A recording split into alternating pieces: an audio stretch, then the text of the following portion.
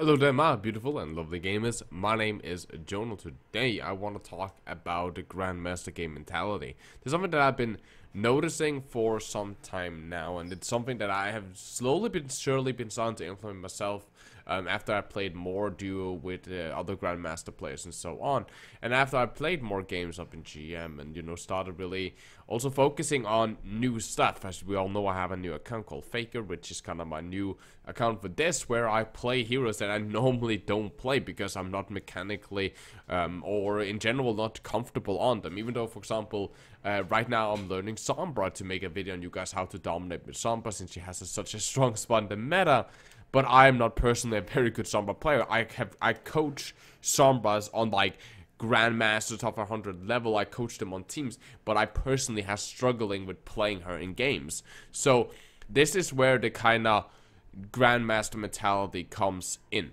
And what that is really, you've probably seen if you watch streams or whatever, it's like the GG, unlucky, go next mentality. Of course, avoiding people that you do believe underperformed heavily on your team, over just trolls or toxic or something like that, trying to avoid those and keeping, people cycling through your avoid spots is of course important to a certain extent. And yeah, sure, maybe even queue skipping one of them, waiting 5-10 minutes, whatever you want to do, go make a sandwich, go take something to drink, right? Whatever, watch a funny YouTube video, I don't care, right? Maybe watch a montage video, or do what I do. I normally, start a video when I'm in queue. It's probably way longer than my queue time. Get into the game, pause the video, and then if I lose, I'll just finish that video, right? Or at least watch big chunks of it just for fun. Now, that is really the mentality. Really that, okay, that's just unlucky. As long as I continue to perform with my best, I will be the stable factor. Because I think the problem is that a lot of people feel that they have unstable games because of the fact that you will queue, you will perform really good maybe the first game, or however you do, maybe you perform bad or whatever, but you somehow perform in your first game. And then you lose. Okay, if you perform badly, then you probably just mad at yourself. But if you performed well and you lose, right, and especially if you're really trying, you get really mad, right? Especially if your team is really doing some stupid stuff.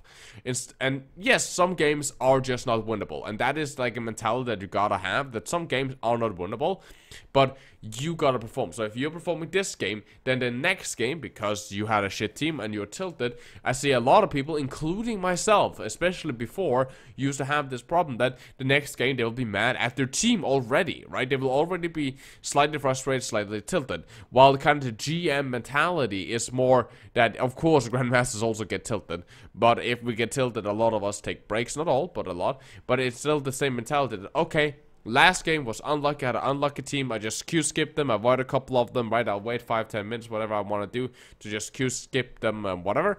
And then I go back in and I perform like I normally do. For example, for me, that means sit in the spawn room, and immediately as I see the map, and I see what side we're on, I build like, okay, I can play this hero, I can play that hero, I can play this hero. And if I pick, for example, let's say Genji or Sombra, whatever I play that game, Zarya, Hanzo, Widow, Tracer, right? Whatever I play that game, I make a plan. I'm like, yeah, I'm gonna flank here, I'm gonna push here, I'm gonna do that, I'm gonna do this.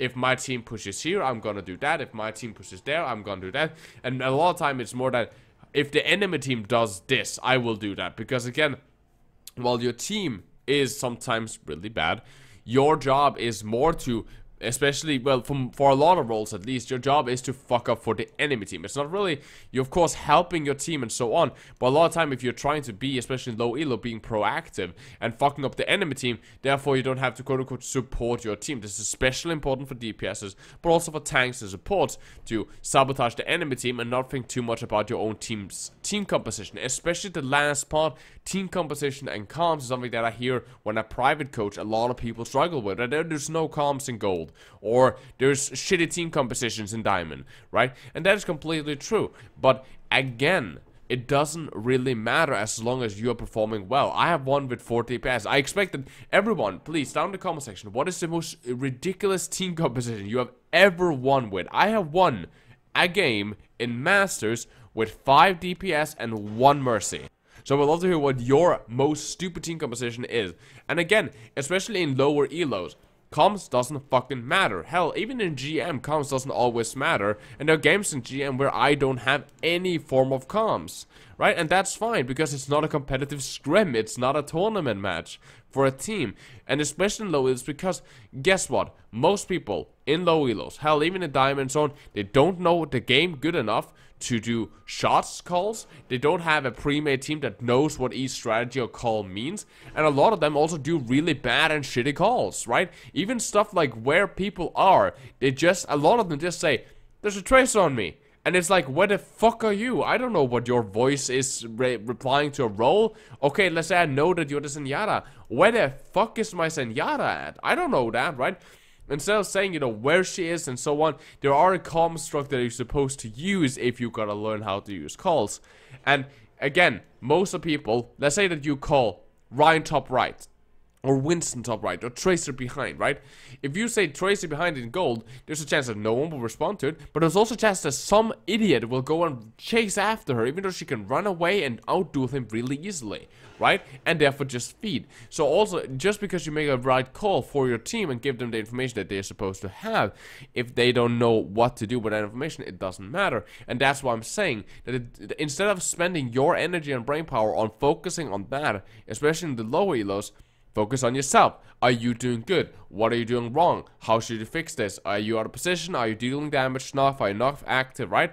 You make a plan, you execute that plan, and then you just continue to build on with a plan, with a plan, with a plan. And you do this constantly in your ranked games, and then you will start ranking up. You lose, and you reset, and then you go again with the same mentality, because that way you are a stable variable. Instead of being very good the first game, then being tilted the next 3, and then you get a win streak, and then all of a sudden you have an insane win streak. And this is why we see a lot of SR drops, right? A lot of like huge SR drops of 200-300 SR, and a lot of like 100-200 win streaks, because you are on a win streak, you're feeling good, you're playing, you're just going in, you're repeating the same things that you're doing because it's clearly fucking working. You get on a lose streak, and all of a sudden you're fucking tilted, you don't care, you're mad at your team, you're mad at the game, you're mad at everything, and therefore you're not resetting yourself and playing as you're supposed to do. I hope this video helps. Liking the video and subscribing with bell notification, or turning on bell notification if you also have always help. As always, if you want to hire me as your private coach, it's 50 euros for a 2-hour session. Doesn't matter if you're bronze or top 500, as long as you can get a VOD to me, I can help you improve. So join our Discord community and hit me up in a personal DM there. In general, join our Discord community if you're interested in talking about gaming or just other stuff, Overwatch, whatever. You want to do coaching, you want to get coached, or in general just interact with an amazing community. The Discord serves where to do that, including my Twitter and my Twitch down in that description down below. I hope I see you guys in the next video. I love you guys very, very much. As always, guys, my name is Jonal. Please take care of yourselves, stay positive, and as always, keep the enemy in your crosshair.